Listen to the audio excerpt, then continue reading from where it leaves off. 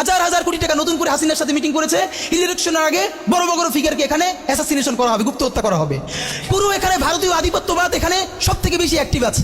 এখানে আওয়ামী লীগের হাজার হাজার কোটি টাকা, তার সচিবরা, তার পুলিশরা, তার পান্ডারা সব রয়ে গেছে। আর্মির মধ্যে একটা বড় অংশ রয়ে গেছে, কোনো সংস্কার করা হয় নাই। তার বারবার স্যাবোটেজ করবার চেষ্টা করছে, এই রাষ্ট্রকে, এই সরকারকে ফেল করানোর চেষ্টা করছে।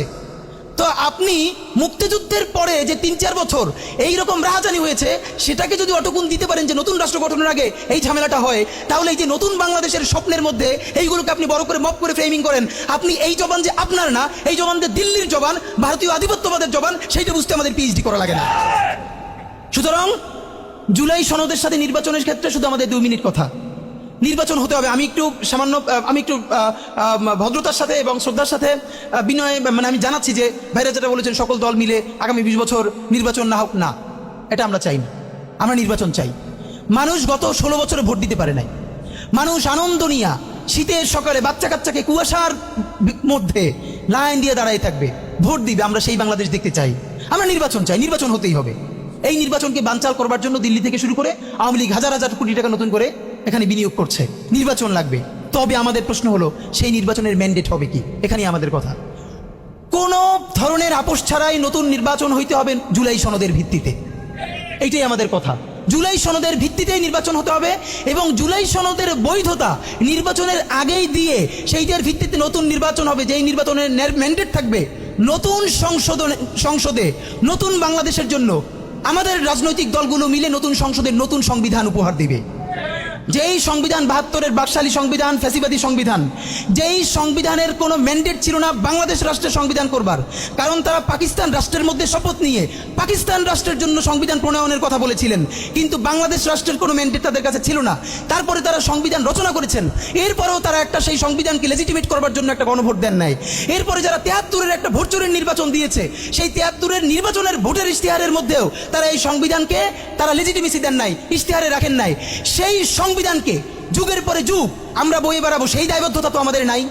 এবং সেই সংবিধান কেমন ফ্যাসিস্ট সংবিধান করা হয়েছে, যেইটার সাংবিধানিক ভিত্তি দিয়েই আপনি একটা কথা বলতে পারবেন। এই যে সবাই বলে আইনের কথা, বলেন তো পারলে একটা কথা, হাসিনা কোনটা বেআইনি কাজ করছে? না, হাসিনা একটাও বেআইনি কাজ করে নাই। সে সমস্ত হত্যা, গুম, খুন এই সংবিধানের আইনের ভিত্তিতেই করছে। সে এই সংবিধানকে ডাস্টবিন বানিয়ে তত্ত্বাবধায়ক সরকার বাতিল করেছে, যা ইচ্ছে করা তাই করেছে। এবার তো সে তো বেআইনি কিছু করে নাই, কথা তো সত্য। আমার বিএনপির ভাইদের প্রতি শুধু একটা আফসোস লাগে, কারো কারো দেখি 72-এর সংবিধানের প্রতি তাদের কি গভীর প্রেম। যেই সংবিধানের মধ্য দিয়ে বাকশাল এসেছে, যেই সংবিধান গণতন্ত্র হত্যা করেছে। আজকে বিএনপির ভাইদেরকে একটা কথা বলি, আপনারা হয়তো অনেকে জানেনও না। পৃথিবীতে দ্বিতীয় ইতিহাস আছে কিনা মান্না ভাই জানলে বলবেন, আমি ভাইয়ের কাছ থেকে শুনতে চাইব। জিয়াউর রহমান তো একজন সামরিক শাসক ছিলেন। একজন সামরিক শাসক সামরিক ফরমান জারি করে দেশে গণতন্ত্র ফিরেছে, পৃথিবীতে এই নজির নাই যেটা জিয়াউর রহমান করছেন। আপনারা কি জানেন? এই যে জিয়াউর রহমান গণতন্ত্র ফিরাইলেন, যার মাধ্যমে আওয়ামী লীগও রাজনীতি করার সুযোগ পাইল বাকশালের পর, সেটা কিসের মধ্য দিয়ে? তখন তো সংসদ নাই, সংবিধান তো সংশোধনও করা যাইতেছিল না। কিসের মধ্য দিয়ে? জিয়াউর রহমানের সামরিক ফরমানের মধ্য দিয়ে। পৃথিবীর একমাত্র একজন সামরিক শাসক যিনি ফিল করলেন না, সামরিক পন্থা দিয়ে করা যাবে না, গণতন্ত্রে ফিরতে হবে। এবং দেখেন হাসিনারে এবং আওয়ামী লীগের চরিত্রটাই হলো এরকম, এর যে একটু ভালোবাসে তার এসে হত্যা করে। শহীদ প্রেসিডেন্ট জিয়াউর রহমান শেখ হাসিনাকে দেশে আসার অনুমতি দিয়েছিলেন, সুযোগ দিয়েছিলেন এবং বলছে থাক সবাই রাজনীতি করুক। আসার 1 মাসের মধ্যে জিয়াউর রহমান শহীদ হয়ে গেছে, 13 দিনের মধ্যে। এবার দেখেন এই যে আমরা এখন যারা সবাই করতেছি, সুতরাং এটা একটা বিষ। এই বিষের সাথে আমরা কিভাবে লড়াই করব? জাতীয় ঐক্যমত তৈরি করতে হবে। সুতরাং পলিটিক্যাল পার্টি এবং সবার প্রতি একটা কথা, প্লিজ আপনারা বিএনপিকে শতভাগ কর্নার করে দিন না। বিএনপি এই আধিপত্যবাদ বিরোধী লড়াইয়ের জন্য আমাদের একটা বড় শক্তি। এই শক্তিকে এত বেশি কর্নার করা যাবে না যাতে তারা গিয়ে আওয়ামী লীগের হাত ধরে ফেলে। তারা যদি আওয়ামী লীগের হাত ধরে ফেলে তাহলে লড়াইটা তো আমাদের জন্য আরো কঠিন হয়ে যাবে। বরং বিএনপির প্রতি আমাদের চ্যালেঞ্জ হলো, যেই বিএনপি বাকশালী সংবিধানের প্রতি প্রেম দেখাবে, তার শহীদ জিয়ার ছবিটা সামনে এনে বলতে হবে যে এই বাকশালী সংবিধান তো জিয়াউর রহমানই ছুঁড়ে মারছিল। বেগম জিয়া বলেছেন এই সংবিধানকে ছুঁড়ে ফেলা হবে। এখন বেগম জিয়ার চেয়েও নতুন বিএনপি আসছে, বেশি প্রেমের বিএনপি। যেই শহীদ প্রেসিডেন্ট জিয়াউর রহমান ইসলামোফোবিক জায়গা থেকে বাংলাদেশের মুসলমান, বাঙালি মুসলমান সব আইডিয়াকে ধারণ করে বাংলাদেশের জাতীয়তাবাদ তৈরি করলেন। এখন একটা নতুন বিএনপি গজাচ্ছে, কেউ চেষ্টা করতেছে পুরো বিএনপিটাকে একটা ইসলামোফোবিক বিএনপি করা। এ কি ভাই? ইসলামোফোবিক বিএনপি সে কোথায় যাবে? সে কি দিল্লি যাইতে চায়? আমরা আমাদের প্রথম চ্যালেঞ্জ হলো স্বাধীনতা সার্বভৌমত্ব রক্ষার স্বার্থে এই বিএনপিকে শহীদ জিয়ার কাছেই রাখতে হবে, এই বিএনপিকে বেগম জিয়ার কাছেই রাখতে হবে। নাম্বার 2, আমাদের সামনের নির্বাচনে ম্যান্ডেট কি হবে এইটা সুস্পষ্ট। জুলাই সনদের ভিত্তিতে যদি নির্বাচন না হয়, এই নির্বাচন আপনারা চাইলে করেন, আমরা কেউ ভোট দিতে যাব না। নাম্বার 3, সেই নির্বাচনের পরে সংসদের ম্যান্ডেট কি হবে? সংসদে জুলাইয়ের বর্তমান সনদে যেটা স্বাক্ষরিত হবে সবার ঐক্যমত্যের ভিত্তিতে, এটা নির্বাচনের আগে মানে সংবিধান সংশোধন করা ছাড়াই অধ্যাদেশের বলে বলে যেটা করা সম্ভব সেটা আগেই করে ফেলতে হবে এবং তাকে দিয়ে নির্বাচন করাইতে হবে। এবং আমাদের বিএনপির বন্ধুরা বলছেন 2 বছর সময় নিয়ে তারা সংসদে এইগুলো পাশ করাবেন। 2 বছর চলবে না, সর্বোচ্চ সময় 6 মাস। সংসদের প্রথম 6 মাসের মধ্যে জুলাই সনদের সমস্ত কথাগুলো সংবিধান ইনকর্পোরেট করতে হবে। যদি পারেন নতুন সংবিধান করতে হবে, নতুন সংবিধান করতে না পারলে এইটার মধ্যে ইনকর্পোরেট করতে হবে। রাজনৈতিক বিভাজনের ফাঁকে একমাত্র সমস্ত সুবিধা নেবে ফ্যাসিবাদ, ফ্যাসিবাদের শক্তি এবং আওয়ামী লীগ। আমরা আমাদের জীবন থাকতে বাংলাদেশের মাটিতে ভারতীয় আধিপত্যবাদ থেকে শুরু করে আর কোনো বিদেশি আধিপত্যবাদ, হাসিনা এবং ফ্যাসিবাদকে মেনে নিব না। এবং আমরা যদি শহীদ হয়ে যাই, আমাদের সন্তানেরা লড়বে, তার সন্তানেরা লড়বে, কিয়ামত পর্যন্ত বাংলাদেশ নামক জমিন যতদিন বেঁচে থাকবে ততদিন পর্যন্ত আজাদির সন্তানেরা লড়াই করবেই করবে। ওদেরকে স্কুলে, কলেজে, ইউনিভার্সিটি দিনের পরে দিন কাউন্সিলিং করা উচিত ছিল। আপনি কাউন্সিলিং করেন নাই, ওদের পুনর্বাসন করতে পারেন নাই, শহীদদের পরিবারের পুনর্বাসন করতে পারেন নাই।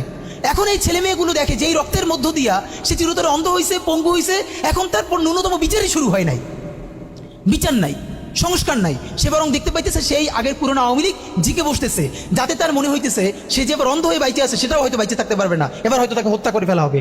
সেই রিয়াকশনে সে কাউকে গালি দিচ্ছে। এই গালিকে আপনার এত অপবিত্র মনে হয়, কিসের সাথে তুলনা দেন? গত 15 বছর যার তুলনা একমাত্র জাহান্নামের সাথে হইতে পারে। তো আপনারা কি বুঝাইতে চান আমাদেরকে? এগুলো মনে করেন আমরা বুঝি না? নাম ধরে বললে পলিটিক্যাল পার্টিগুলো বেশি প্রেশার ফিল করে। আমার হেড বিভিন্ন টিভি থেকে ফোন করে বলে, ভাই আপনার সাথে তো অমুক দলের অথবা অমুক দলের কেউ আসতে চায় না। এখন এই জন্য আমার কি হয়েছে, তারা যাতে একটু ট্রাস্ট পান, একটু কনফিডেন্স পান, এই জন্য কথার উত্তর দিই না। আমার এক বড় ভাই টকশোতে বললেন, তুমি থাক, ওনারা মুরব্বী মানুষ, তুমি যদি 2 শব্দ কম বলো তোমার জীবন পরিয়াছে কিছু হবে না। এই ওনাদেরকে 2 শব্দ কম বলতে বলতে ওনারা এমনই হয়েছে, ওনারা মাইনেই নিতে পারে না যে এই বাচ্চারা না থাকলে ওনারা যে এখনো জেলে থাকতো অথবা বাড়ি বাড়ি পালাইতো, এইটা ওনাদের ভুলেই গেছে 1 বছরে।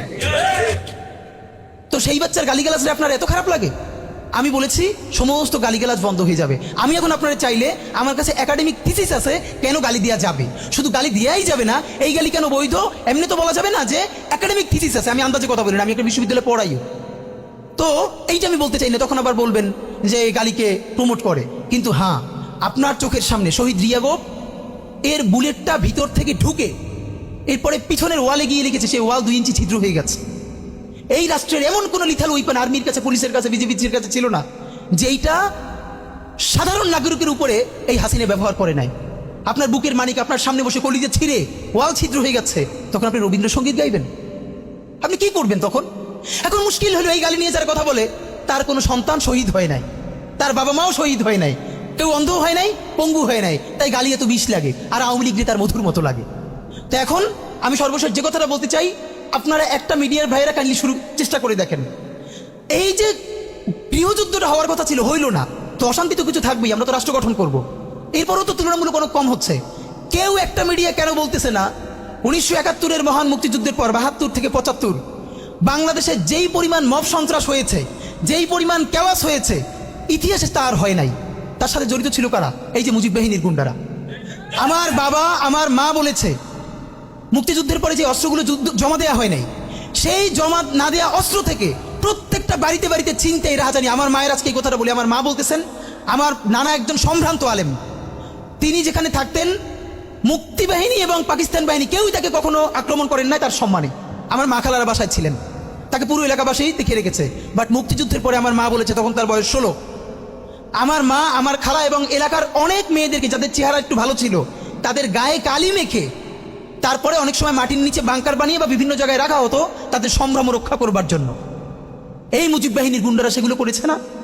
এমন কোনো চিন্তা নেই। ব্যারিস্টার ফুয়াদ ভাই সেদিনকে বলেছেন, তার বাবা সে অসংখ্য সালিশ করেছে তাদের এলাকায়, যে এই গুন্ডাগুলো মুক্তিযুদ্ধের পর বিভিন্ন জায়গায় ছিনতাই করতো, তারপরে এলাকাবাসী আইনে গাছের সাথে বাইধে রাখতো, এরপর এলাকার মুরব্বীরা আবার সব উদ্ধার কইরা মানুষের কাছে কাছে দিয়ে আসতো। হওয়ারই কথা ছিল একটা নতুন রাষ্ট্র, আইন শৃঙ্খলা বাহিনী প্রতিষ্ঠিত হয় নাই, প্রচন্ড কেওয়াজ হবে, তারপরে নতুন রাষ্ট্র গঠন করতে হবে, আইন শৃঙ্খলা বাহিনী ঠিক করতে হবে, স্বাভাবিক তো। তাহলে মুক্তিযুদ্ধের পরের কেওয়াজ যদি আপনার কাছে মব না হয়, তাহলে এরকম তুমুল গণহত্যার পরে যখন গৃহযুদ্ধ হয়ে যাওয়ার কথা সেইটা হয় নাই, বরং এখন এখানে এস আলম